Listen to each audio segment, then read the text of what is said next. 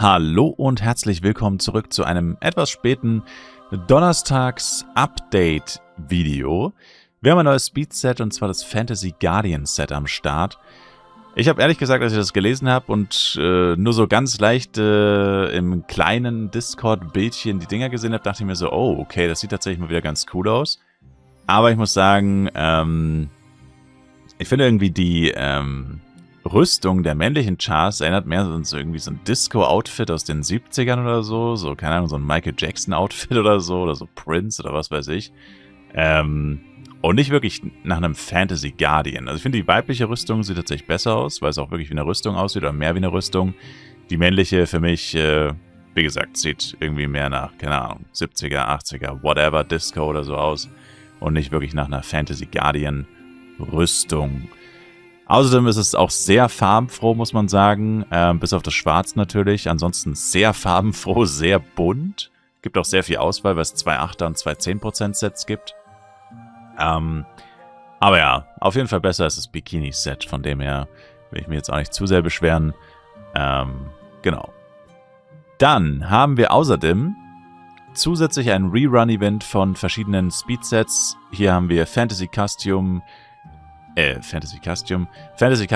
Select Box. Man kann bekommen Fantasy Towel, Elf Costume, Steampunk Wizard, das Magical Kit und ganz links, was ist das ganz links? Das ist auch Elf, ne? Ah ne, passt schon, genau, ja. Genau. Also nur die abgebildet sind. Und ja, es ist halt ein Rerun-Event, das heißt vor allem auf dem FEC wahrscheinlich nicht schlecht für Leute, die halt die Speed-Sets bisher nicht so cool fanden. Können da halt auf ältere zurückgreifen. Magical Kid war seinerseits sehr beliebt. Bei FEC 2 hatte ich auch damals. Und Steampunk Wizard war auch relativ beliebt. Genau. Dann haben wir noch Minor Fixes. Da bin ich mal gespannt, ob das wirklich so funktioniert, weil ein paar Sachen davon sind tatsächlich ganz interessant. Ein Problem mit dem Resurrection Skill wurde behoben, der von verschiedenen Objekten blockiert werden konnte.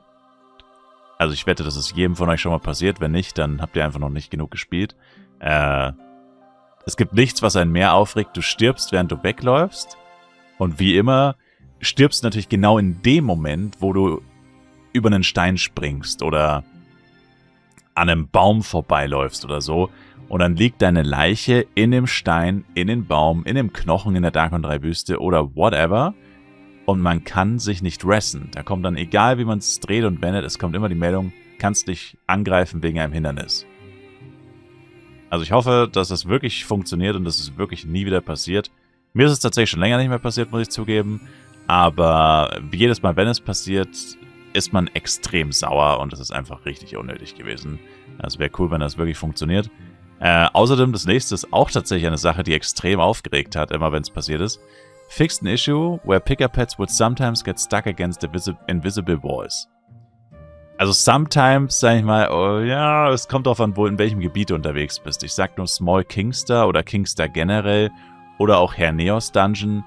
Da ist das nicht sometimes, sondern da ist es quasi immer zu quasi 100%, dass es früher oder später passiert. Wenn du lange genug dort bist, passiert es zu 100%.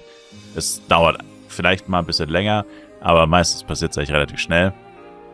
Jeder, der da auch schon mal gelevelt hat, wird wissen, was ich meine. Und ebenfalls das gleiche wie mit dem Resurrection Skill. Wäre cool, wenn das jetzt für immer vorbei ist, dieses Problem, wenn das nicht mehr passieren kann. Auch in Dungeons teilweise passiert es. Also, ich meine, gut, der Herneos Dungeon ist ein Dungeon, aber ich meine, auch in Wilds oder so kann es theoretisch passieren, dass mal Drops irgendwie an einem Ding festhängen oder so. Also Pets, besser gesagt, wegen den Drops irgendwo festhängen. Was echt nervig ist und einfach etwas, es sollte einfach nicht passieren, ja. Ich meine, man könnte auch mal in unsichtbaren Wänden arbeiten, die teilweise echt schlecht platziert sind. Also es ist nicht nur das CS-Pad das Problem, die unsichtbaren Wände, würde ich sagen, sind auch generell ein Problem. Nicht nur wegen CS-Pads, die daran festhängen, sondern auch wegen Spielern, die daran festhängen. Also manche unsichtbaren Wände sind so schlecht platziert und einfach so unnötig, dass es auch sehr aggressiv macht, wenn man da mal gewisse Situationen erlebt hat. Also daran könnte man auch mal arbeiten, aber wenigstens das Problem mit den Pets sollte jetzt wohl besser sein. Außerdem gab es wohl ein Problem mit dem Free Dungeon Entrance vom Personal Housing NPC Lala, der wohl irgendwie teilweise nicht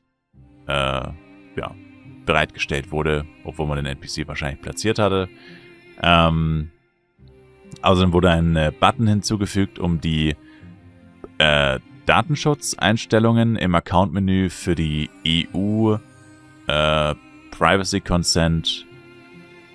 Ja, keine Ahnung. Niemanden interessiert das. Und dann haben wir noch das Enhanced Armor Piercing Chance Event, aber deswegen ist es, glaube ich, auch nicht schlimm, dass das Video ein bisschen später kommt diesmal. Einfach weil Armor Piercing vor allem auf dem FEC und Tatsache ist halt momentan, ist ja FEC das immer noch große Thema. Die meisten Leute spielen dort. Und das ist einfach das unnötigste Event, Upgrade-Event dort, weil du ja eh die doppelte Upgrade-Chance hast. Der normale Erwartungswert für 4 Suit-Sockel liegt, glaube ich, bei 29. Nimm die Hälfte davon, dann bist du bei 14, 15. Und mit dem Event sind es dann nochmal, was weiß ich, dann sind es dann nochmal 2, 3 Tries weniger, also bist du bei 13 oder so. Ja, niemand braucht das einfach. Also, es ist so leicht, seine Suit auf 4 Sockel zu bringen, vor allem auf dem FEC. Das Event sollte meiner Meinung nach gar nicht existieren. Das sollte man zusammenlegen mit dem Waffen-Piercing-Event. Und hier nochmal der Hinweis, Waffen-Piercing ist nicht inkludiert. Das heißt, nur Suits, Waffen ist ein eigenes Extra-Event, das auch irgendwann wieder stattfinden wird.